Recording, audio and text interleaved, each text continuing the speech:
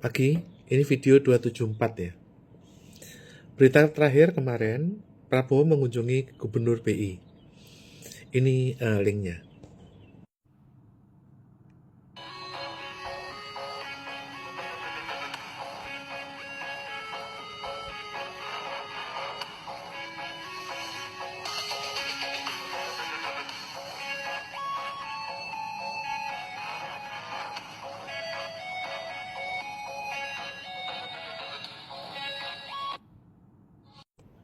Sebelumnya, Prabowo telah memanggil Gubernur BI sebelum kunjungan ke negara-negara di Amerika.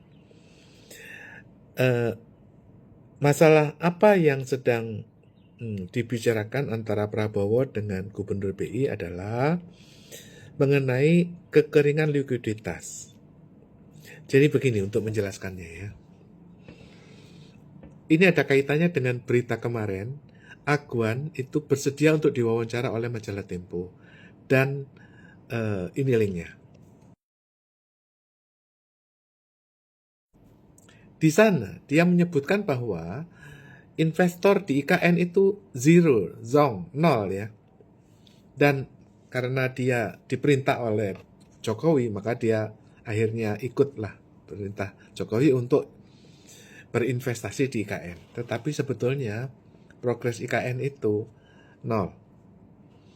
Nah, kenapa kok Agwan ini yang dulunya takut kepada media, sekarang bersuara?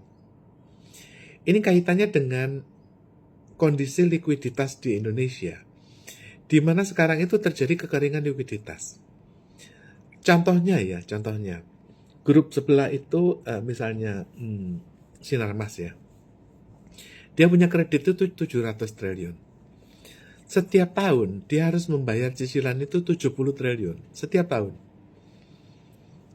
Kalau seandainya Bank Indonesia itu tidak menerbitkan kredit baru, dia harus cari kemana duit itu.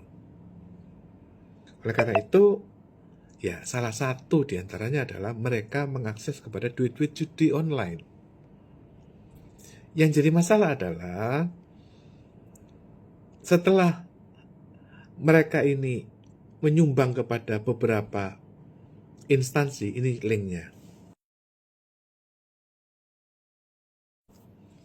Dia merasa bahwa dia sudah menyumbang sebagian hasilnya atau katakanlah pajak kepada para instansi yang terkait. Tetapi akhirnya masih tetap terus diberantas judi online ini.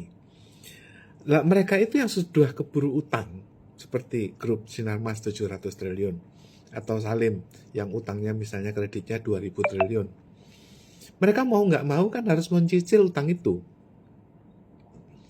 Akhirnya ya karena mereka serba salah ya kan, sudah menyumbang pajak untuk kegiatan mereka, tetapi ternyata dia sudah nurutin Jokowi untuk IKN, dia sudah menyumbangkan pajak-pajak terkait kepada instansi terkait, tapi masih dirahasia judi online-nya, ya mereka bingung.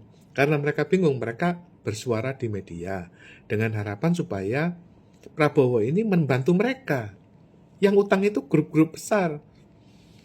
Nah, Prabowo akhirnya mengunjungi Gubernur Bank Indonesia untuk membicarakan hal ini. Untuk menjelaskan mekanisme kredit likuiditas Bank Indonesia itu, ada diagram ini.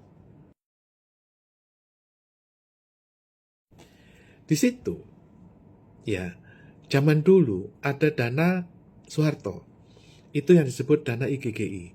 Itu negara-negara Eropa utang kepada dananya Soeharto, yang bunganya itu digunakan untuk keperluan posyandu, SD Impres, bibit unggul, KUT, kredit usaha tani, dan program-program seperti keluarga berencana. Itu nilainya sekarang sekitar 3.000 triliun per tahun, itu non APBN, itu dibiayai oleh IGGI. Nah, itulah yang poin 1 dari Soeharto. Nah, dana Soeharto ini itu timbulnya dari peninggalan Hindia Belanda. Pada waktu Perang Dunia Kedua, Seluruh negara-negara Eropa itu bangkrut semua. Ya, yang nggak bangkrut itu cuma 5. Ya, kekayaan yang nggak hilang itu. 1, kekayaan Kaisar Jerman yang direbut oleh Soviet. Kekaisaran Rusia yang dipegang oleh Soviet. Yang sisanya adalah kekaisaran Dutch Empire, Hindia Belanda, kekaisaran Cina yang direbut Jepang, dan kekaisaran Jepang yang akhirnya ketiganya ini direbut oleh sekutu. Nah, oleh sekutu, dana tersebut yang nilainya 10 triliun dolar dalam bentuk emas, itu dijadikan jaminan World Bank. Oleh karena itu, World Bank itu memegang 10 triliun emas dunia, yang dari 3 kerajaan tadi, itu dijadikan jaminan untuk menimbulkan kredit sebesar 100 triliun. Itu lewat World Bank. Nah, apa yang terjadi? Seharusnya pemerintah itu melalui BI mengakses kredit kepada World Bank untuk bisa mencetak uang atau menyalurkan kredit likuiditas Bank Indonesia. Dan di sini bulan Desember tahun 2021, Bank Indonesia menyalahi prosedur, yaitu menalangi utang pemerintah. Itu melanggar Undang-Undang Nomor 23 tahun 99, di mana jelas-jelas bahwa Gubernur BI tidak bisa menalangi utang pemerintah. Nah, sehingga sudah 4 tahun kita diembargo oleh World Bank. Akibatnya apa? Akibatnya ya balik lagi tadi konglomerat itu, kelojotan, karena kekeringan likuiditas, kesulitan untuk nyicil utang mereka. Nah, pilihannya adalah, ya, kalau seandainya yang sudah dilakukan oleh Jokowi selama 10 tahun adalah mereka mengakses dana-dana di bank BUMN ini, Bank BRI, Mandiri, dan Bank BNI dijadikan jaminan kepada utang Cina. Seperti contohnya untuk proyek kereta cepat Cina. Akibatnya apa? Akibatnya bank-bank BUMN ini sudah diagunkan kepada Cina. Jadi otomatis kita harus mengutang akses kepada utang Cina. Padahal akses utang Cina itu melanggar Undang-Undang Bank Sentral nomor 5 tahun 1954. Disinilah terjadinya komplikasi. Nah, kita tidak bisa lari lagi karena bank-bank BUMN itu sudah diagunkan kepada proyek kereta cepat Indonesia.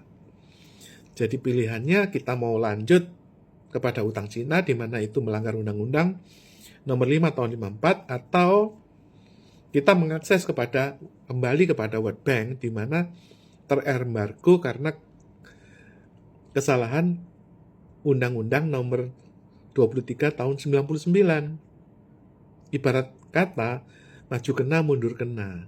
Nah, ini solusinya apa? Solusinya adalah pemerintah ini harus bisa rekonsiliasi dengan para pihak, dengan kelompok-kelompok Soehartois, Soekarnois, dan lain-lain, sehingga blunder ini bisa diurai gitu satu persatu.